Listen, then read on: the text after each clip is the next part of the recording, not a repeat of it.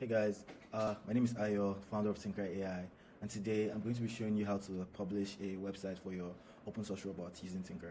So first, we're going to start by adding an assembly animation. I'll go to, as you can see, I've already defined a step and two phases for the assembly. And in this step, I'm supposed to connect the motors to the heap your components. So I go in here, search for the components I need.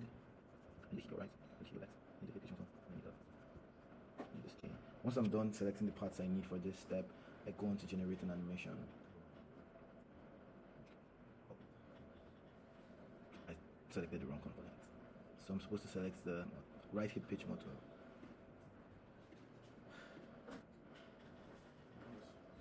Yep. So now that I have that correctly defined,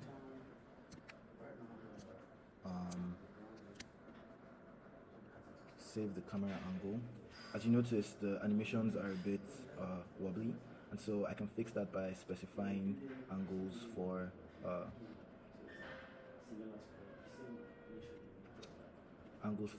approach for each of the parts. Now once this is specified, I save it and it's a bit cleaner. So now that I have this done, the next step is to go to my website builder called the central documentation. As you can see, there is already some template information available here for you to edit and start writing your content for your website. But the first thing I will do is to add the hardware project, right? And so it is directly listed here, and it automatically populates with an explorer for your robot. And in the explorer, you can see a 3D model of the robot. Users will be able to download the CAD model for this robot if you allow it, right? And then there's also the bill of materials, which is essentially one of the most important parts in sharing your open source hardware. To add information to the bill of materials, you simply click on this and select the part, and then specify all the other information you want about that part. You can also open this to add values, and you can also add new properties to your bill of materials. If in case you want to have your 3D printed parts here as well, you can do that. Just come here, put 3D printed parts, then BOM table. Tnkr automatically recognizes that this BOM table is for your 3D printed parts, so you would be able to select the parts that are in your robots that are 3D printed. You can specify information about those parts, add more fields, and then you're also able to add your links to download the STL files for the robot. Now let's go to the assembly instructions. In the assembly instructions, I can see the phases that I have specified, and so as I begin the phase, I can see that I'm supposed to gather supplies for the robot. Now let's say I wanted to add an image here. I would simply do this image, add an image, select desktop, screenshot, done.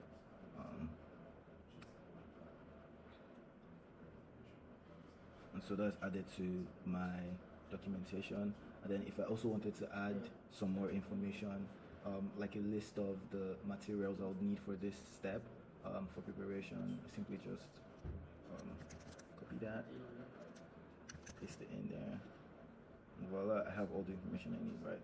So I go to the next phase.